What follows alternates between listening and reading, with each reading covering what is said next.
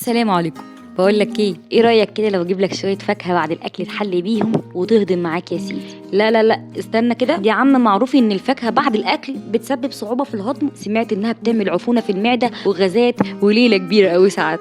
اسم اشعر وعيطت كان يوم ايه ده، هو الكلام ده صح؟ الحقيقه بقى انت تقدر تاكل الفاكهه في اي وقت من غير ما تسبب لك اي تعب، لان ببساطه معدتنا فيها انزيمات بتهضم اي اكل. وكمان السكر اللي موجود في الفاكهه اسمه سكر الفركتوز، وده سكر سهل الهضم جدا. معدتك فيها احماض قادره انها تتخلص من اي ميكروبات. بالهنا والشفتاشي. طيب افضل وقت اقدر اكل فيه الفاكهه قبل الاكل، لان ده هيساعدك ان انت تاكل كميه اقل، وبالتالي حضرتك هتخس.